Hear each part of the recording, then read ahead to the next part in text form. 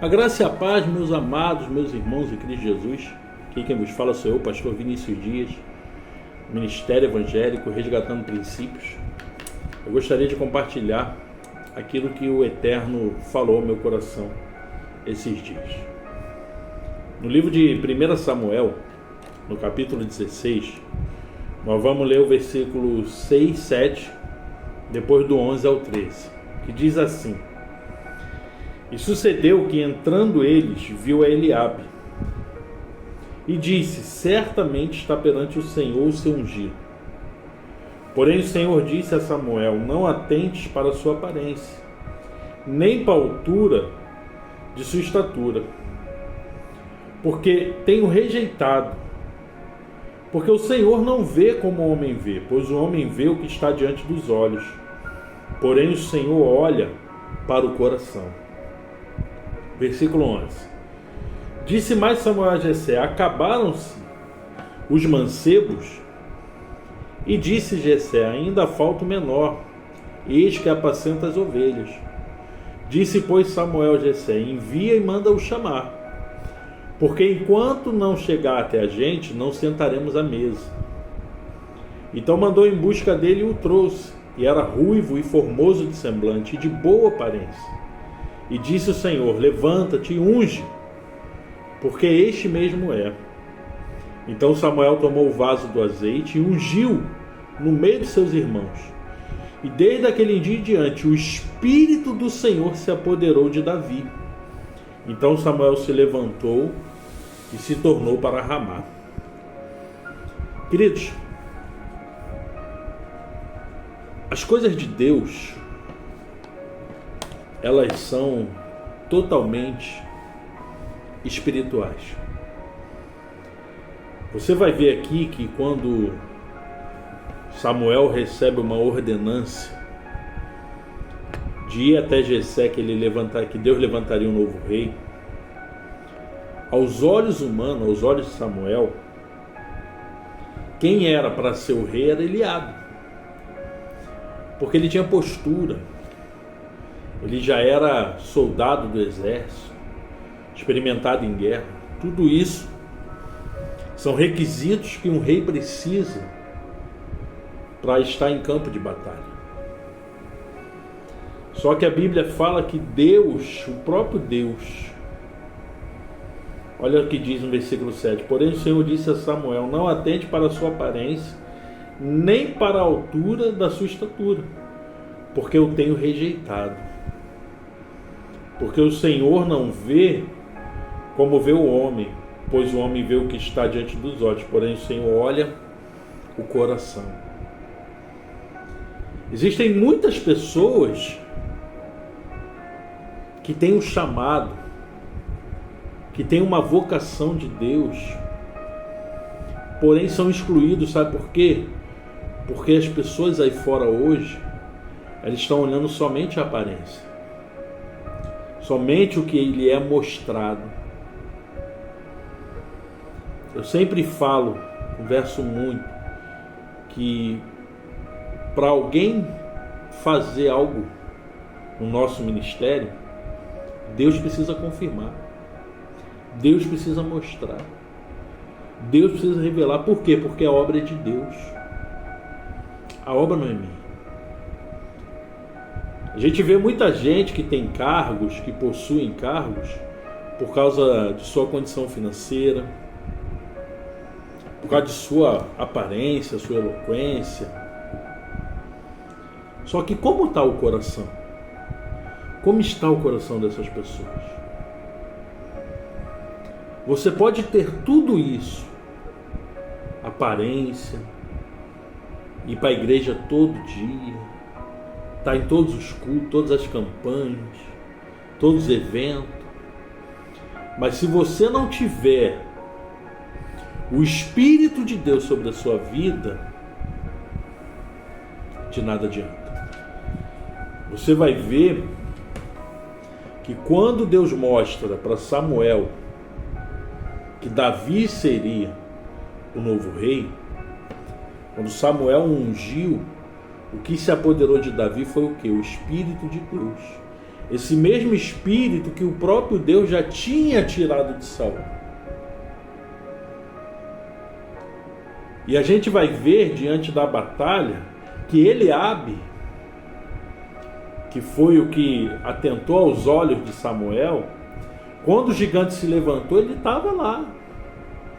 Quando o rei convocou quem estaria disposto a lutar com o gigante, que ele daria riqueza, que ele permitiria casar com a filha dele, ou seja, ia passar a ter parte também do reinado, ia ser isento de imposto à sua família, Eliabe estava lá.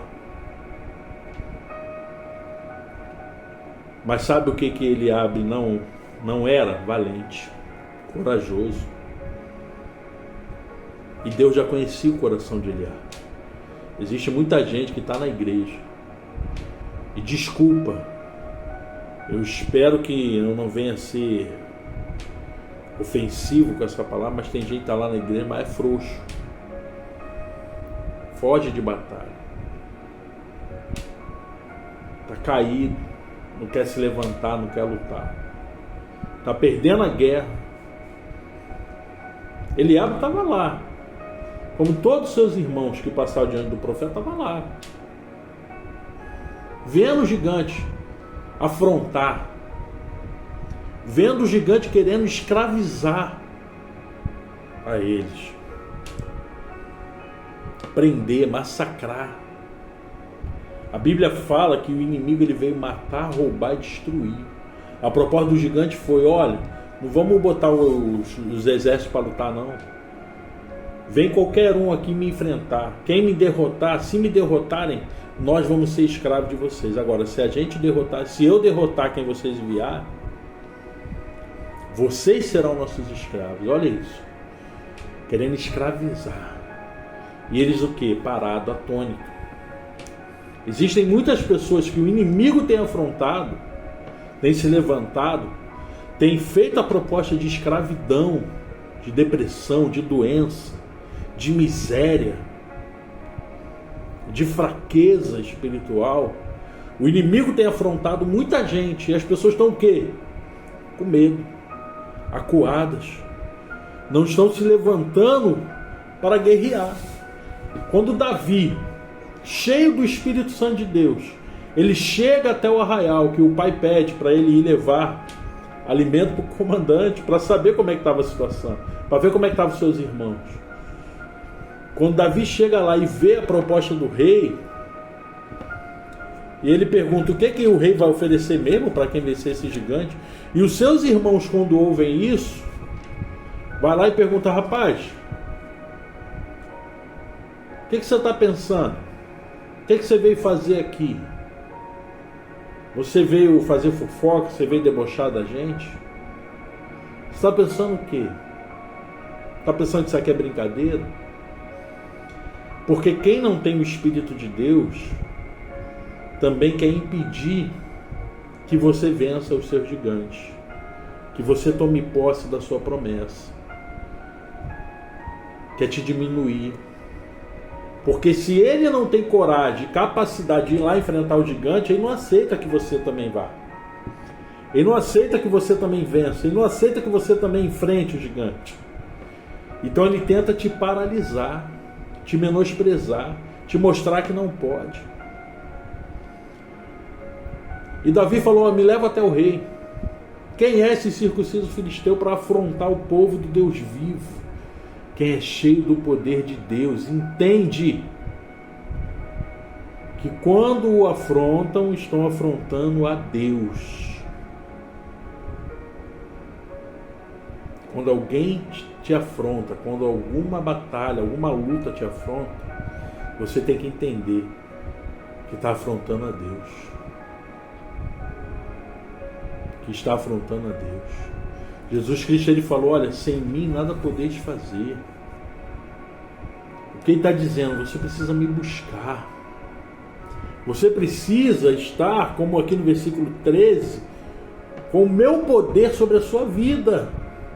Olha o versículo 13, vamos ler de novo. Então Samuel tomou o vaso de azeite e ungiu no meio de seus irmãos. E desde aquele dia em diante, o Espírito do Senhor se apoderou de Davi. O que você precisa para vencer essa batalha, meu irmão, minha irmã, você que está ouvindo aí, o que você precisa é o quê? Do poder de Deus. Do poder de Deus. Você precisa de Jesus Cristo. Sem Ele, nada podeis fazer. Sábado agora eu estava dando um culto e eu dei a palavra em Hebreus capítulo 10, versículo 36 em diante, diz assim: porque necessitar de paciência, para que, depois de haver desfeito a vontade de Deus, possais alcançar a promessa. Se eu faço a vontade de Deus, eu estou em Deus. Jesus falou: se estiverdes em mim e as minhas palavras estiverdes em vós, pedireis o que quiserdes, que vos será feito. Se eu estou em Jesus, eu tenho o poder de Deus na minha vida. Jesus Cristo, ele deu uma ordem para os discípulos, ele falou: olha, ficai em Jerusalém, até que do alto vos seja revestido. Ou seja, até que eu derrame sobre a sua vida o poder de Deus. O que você precisa buscar é o poder de Deus. O que você precisa buscar no Senhor é a unção de Deus. É Deus estar contigo. Porque, meu irmão, minha irmã, quando Deus está contigo, não existe gigante, não existe muralha, não existe exército que possa te parar. A gente vai ver quando Deus chama Josué, ele fala: Josué, como eu fui com Moisés, eu vou ser com você. Mas antes, Josué, tá vendo essa Bíblia aí? Tá vendo essa palavra aí? Medita nela de dia e de noite. Não se desvia dela nem para a direita nem para a esquerda, Josué. Porque só assim eu vou te conduzir prudentemente aonde quer que for. Jesus está falando: olha, eu tenho promessa para a sua vida, mas você precisa buscar poder. Você precisa estar inserido na palavra. Deuteronômio vai falar que se eu ouvir e cumprir com a palavra de Deus, as bênçãos de Deus vêm sobre a minha vida e me alcançam. Então o que eu preciso? Ser cheio do poder de Deus. A Bíblia vai falar: revestivos da armadura de Deus. Nós precisamos estar revestidos. Nós estamos numa batalha. Nós estamos numa guerra espiritual.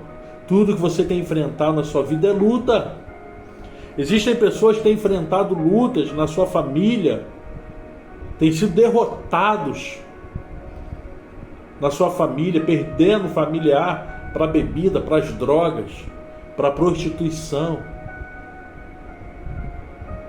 perdendo os familiares com doença, porque não está se enchendo do poder de Deus.